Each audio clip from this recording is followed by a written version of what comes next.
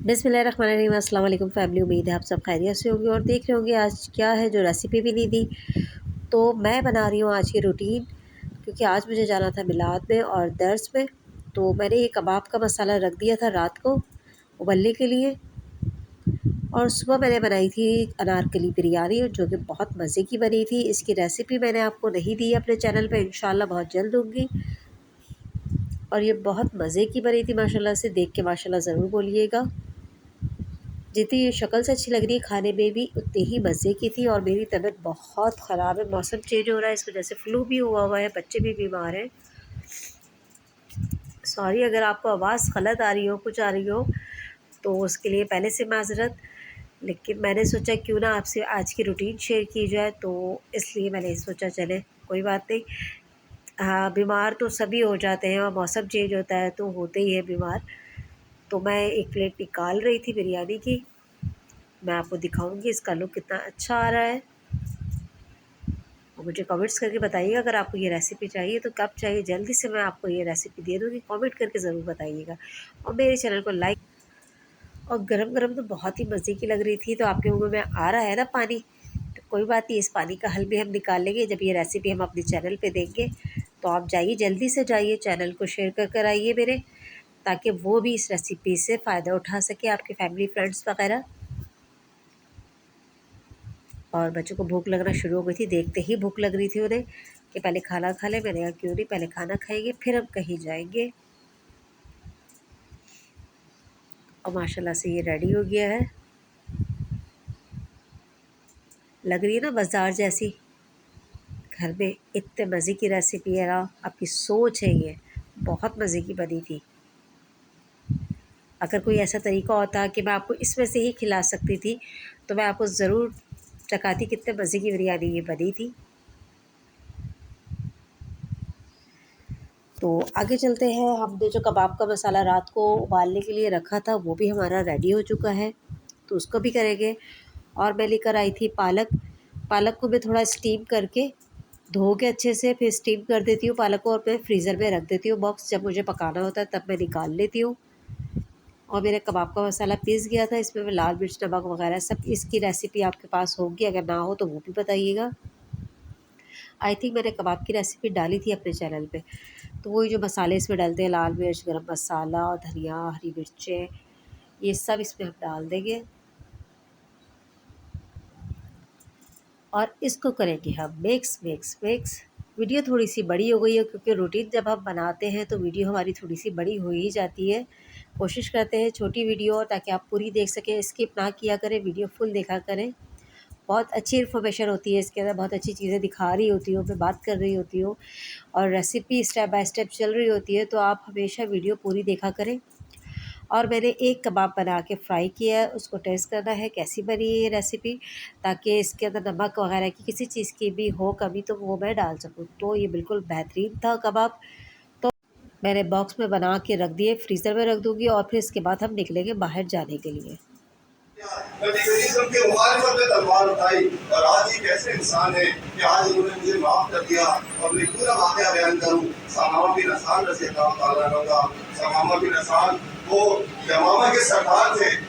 समामा बिन असान को गिरफ्तार कर लिया जाता है। समामा बिन असान को मस्जिद नबी के सुकून से बांध के और यमामा से जो चाहे मुतालबा मंजूर करवा सकते हैं। नबी चल जाएगा, गूगल पे भी लिख देंगे तो आ जाएगा। मैं चाहता हूँ कि आपकी थोड़ी सी और जो बच्चे और नौजवान मौजूद हैं, बहुत सारी मालूमात हमें मिल जाएंगी। समामा बिन असाल से नबी करीम सहाबा से कहते हैं कि समामा बिन असाल के हाथों की बंदिशों को ढीला कर दो, इसको तकलीफ मत दो और उसका ख्याल रखो, इसको अच्छा खिलाओ और अच्छी खातिरदारी करो, लेकिन बांध के रखना जरूरी था। समामा से कहते हैं इस्लाम कबूल कर लो। समामा कहते हैं जितने चाहे पैसे ले लो, जो मुतालबा चाहते हो मानने के लिए तैयार हूँ, इस्लाम कबूल नहीं करूंगा। नबी करीम चले जाते हैं, अगले दिन फिर आते हैं, समामा क्या हाल है, फिर वही गुफ्तगू होती है, फिर इस्लाम की दावत दी जाती है, फिर सहाबा कराम को तनकीद करके चले जाते हैं कि यमामा का सरदार है, इसका ख्याल रखना। तीसरे दिन आते हैं, फिर समामा को पेशकश करते हैं, समामा इस्लाम कबूल कर लो, कामयाब हो जाओगे। समामा इनकार कर देते हैं कि मैं इस्लाम कबूल नहीं करूंगा। नबी करीम सल्लल्लाहु अलैहि वसल्लम फरमाते हैं सहाबा से कि समामा के हाथ खोल दो, समामा जाओ तो आजाद हो। समामा हैरान और परेशान है कि मैं इनके हाथ चढ़ गया हूँ, ये मुझे कत्ल कर सकते हैं। بڑے سے بڑا فدیہ اور پیسہ اور مال و دولت حاصل کر سکتے ہیں اور تجارتی آزادی حاصل کر سکتے ہیں جس کو ہم نے بند کر دیا ہے، لیکن کوئی مطالبہ نہیں کیا، کیوں مجھے آزاد کر دیا؟ سماما حیران پریشان جا رہے ہیں اور مڑ مڑ کے دیکھ رہے ہیں کہ پیچھے سے باہر نہ ہو جائے کوئی سازش کرنے کے مطابق۔ رکانا کہتا ہے کہ یہ پہلی دفعہ تھا، میں تیار نہیں تھا مقابلے کے لیے، آپ نے داؤ مارا، میں گر گیا، مجھے موقع تو دیجیے سمجھنے کا۔ ہاں، شرط کے مطابق بکریوں کا ایک حصہ میں آپ کو دینے کے لیے تیار ہوں، 1/3 بکریاں نبی کریم صلی اللہ علیہ وسلم لے لیتے ہیں، دوبارہ مقابلہ ہوتا ہے، دوبارہ بشار دیتے ہیں، پھر اسلام قبول نہیں کرتا، پھر تیسری دفعہ مقابلہ کیجیے، پھر بکریوں کا ایک حصہ لے لیتے ہیں، تیسری دفعہ مقابلہ ہوتا ہے، پھر بشار دیتے ہیں۔ رکانا حیران ہے کہ یہ میرے مقابلے میں کون ایسا پہلوان ہے کہ جس نے مجھے بشار دیا ہے، ساری بکریاں ہار چکا ہوں۔ رکانا سے کہتے ہیں رکانا اسلام قبول کر دو۔ یہ روایت آپ کو مل جائیں گی، آپ دیکھیں بہت ساری روایات موجود ہیں۔ رکانا کر دینی چاہیے تھی، بکریاں ضبط کر دینی چاہیے تھی، نبی کریم صلی اللہ علیہ وسلم چاہتے تو رکانا کو آواز دیتے ہیں، رکانا ادھر آؤ۔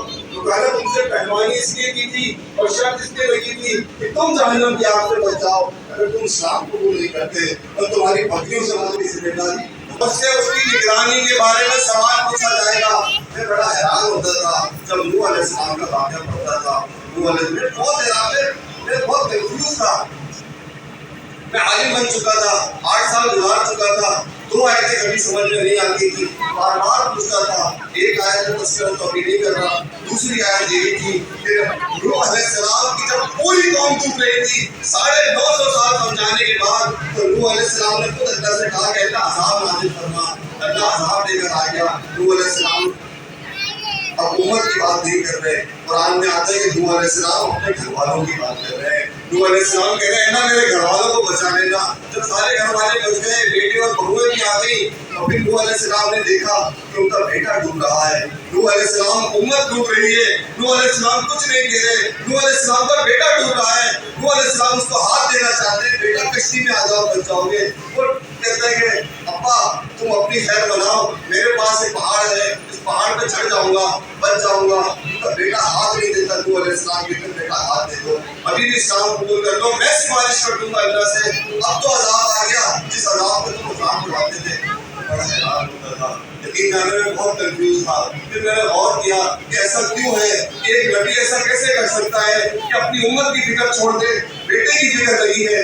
پھر مجھے خیال آیا سورہ تحریم کی جب آیت کا مطالعہ کا کام تھی درد دینے کے لیے، تو ذہن میں خیال آ گیا، اللہ عالم، اللہ بہتر جانتا ہے کہ نوح علیہ السلام کو یہ احساس ہوا کہ پوری قوم کا جواب تو دے دوں گا، چونکہ ان پر نگران نہیں ہوں، کارروا نہیں ہوں، کہہ دوں گا اللہ تیرے دین کی دعوت پہنچا دی تھی، یہ قوم ایمان نہیں لے کر آئی، لیکن یہ بیٹا تو میرے گھر میں بڑا ہے، اس کو تو میں نے گودوں میں پالا ہے، یہ تو میری اولاد ہے، اس کا تو مجھ سے سوال پوچھا جائے گا، میری بیوی کا سوال پوچھا جائے گا، میرے بچے کا سوال پوچھا جائے گا، امت کا جواب دے دوں گا، اس بچے کا جواب کیسے دوں گا؟ اور نوح علیہ السلام رو رہے ہیں، اللہ سے مجادلہ کر رہے ہیں، بحث کر رہے ہیں، اور اللہ تعالیٰ کہہ رہا ہے کہ خاموش ہو جاؤ، اے نوح جس بات کا تمہیں علم نہیں ہے اس بارے میں سوال مت کرو۔ اور بالآخر نوح علیہ السلام روئے جا رہے ہیں، اور ایک لہر آتی ہے اور نوح علیہ السلام کا بیٹا غرق ہو جاتا ہے۔ نوح علیہ السلام صدمے کی کیفیت میں ہے، اور اللہ تعالیٰ ان کو تسلی دیتا ہے، انہ لیس من اہلک، جاؤ ہم نے اس کو تمہارے اہل و عیال سے نکال دیا، حالانکہ سگا بیٹا ہے، لیکن اللہ تعالیٰ کہہ رہا ہے کہ انہ لیس من اہلک، یہ تمہارے گھر والوں میں سے نہیں ہے۔ اس کا کیا مطلب ہے؟ اس کا مطلب یہ کہ نوح علیہ السلام اب آپ سکون سے بیٹھ جائیے، ہم نے آپ کی فیملی ممبر سے اس کو نکال دیا، پھر اس کے بارے میں قیامت کے دن میدان حشر میں آپ سے سوال ہی نہیں کریں گے۔ انہ لیس من اہلک، سگا والدین ہے، ہم سب یہاں بیٹھے ہیں، یہ اولاد ایک بہت بڑی نعمت ہے جو طالب علم کی صورت میں اور بچے بچوں کی صورت میں اور بیٹے بیٹیوں کی صورت میں مجھے آپ کو دی ہے۔ پھر اس کے بارے میں سوال ہوگا کہ تم اپنے اولاد کو، اپنے بیوی بچوں کو، اور بیویوں سے پوچھا جائے گا اپنے شوہروں کو۔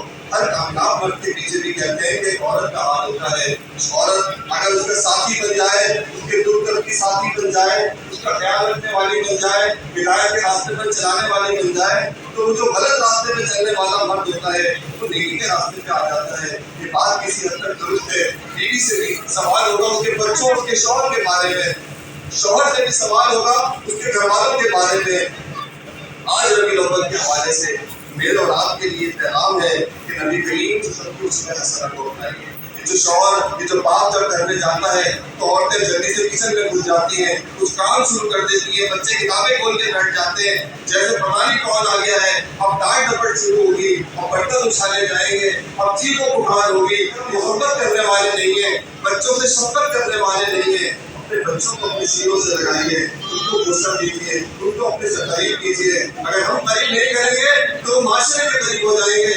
माशरा इस काबिल नहीं रहा कि हमारे बच्चे उसके करीब हो, उन गैदरिंग के अंदर और उन मजालिस के अंदर बैठे जहाँ फितरे परवान चढ़ रहे हैं। अपने बच्चों को अपने साथ लीजिए, उनसे मोहब्बत का बर्ताव कीजिए, वो आपके करीब आएंगे, अपने मसाइल शेयर करेंगे। असासा को उनकी जिंदगी की इस तरह नबी करीम सबको पता चला कि एक बच्चे की चिड़िया मर गई है, अपने साथी और दोस्त के घर में गए और उस बच्चे को बुलाया, उसको धमकी दी। देखें, किसी इंसान की ताज़ियत नहीं कर रहे, चिड़िया की ताज़ियत करने गए हैं और कहते हैं या उमैर, ए प्यारे उमैर, माँ फायल उमैर, तेरी चिड़िया के साथ क्या हुआ? या उमैर, ए उमैर, माँ फायल उमैर, तेरी चिड़िया के साथ क्या हो गया? फिर वो रोने लगते हैं तो उसको चिढ़ाते हैं, तसल्ली देते हैं, कोई बात नहीं, उसको चिड़िया से मोहब्बत हो गई। उस बच्चे को करीब करते हैं, बच्चे को लगता है कि यही मेरे सबसे ज्यादा हमदर्द है, क्योंकि उसके पास सबसे बड़ा अब ये था कि उसकी पसंदीदा चिड़िया जिसको उसने पाला था, जिसकी उसने खिदमत की थी, वो मर चुकी थी, वो इस दुनिया में नहीं थी। ये जज्बात को समझना बच्चों के, एक दूसरे के जज्बात को समझना, उनकी अच्छी तरबियत करना, ये मेरी और आपकी जिंदगी के अंदर होना चाहिए। अल्लाह रब्बुल आलमीन से दुआ है कि अल्लाह रब्बुल आलमीन नबी मेहरबान से के अखलाक हसना को अपनाने की, नबी करीम से उनके नक्शे कदम पर चलने की, उनकी आली सिफात को अपनी जिंदगी के अंदर पैदा करने की हमें तौफीक अता फरमाए। अक़ूलु मा तस्मऊन, अस्सलामु अलैकुम। आमीन।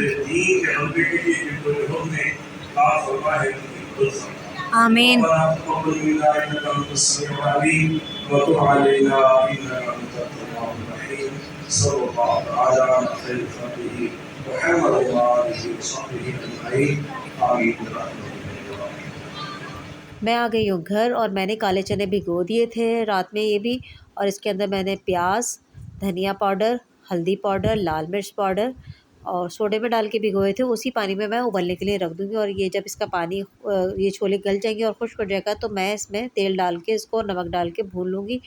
आप इसको शोरबे वाले बनाने हैं, अगर चावलों के साथ खाने तो शोरबा रख लें, इसी का ही पानी रखना है आपने, या तो फिर इसको भून लें, इसमें प्याज टमाटर डाल के खाएं, बड़े मज़े के लगते हैं। तो ये रख दूँगी और फिर मैं जाऊँगी मिलाद। बस अब मैं मिलाद में पहुँच जाऊँगी और इसी के साथ फिर मैं चलती हूँ और आप वीडियो देखिए, पूरी वीडियो देखिएगा। इंशाल्लाह फिर मिलूँगी आपसे नेक्स्ट वीडियो या ब्लॉग में। अल्लाह हाफ़िज़।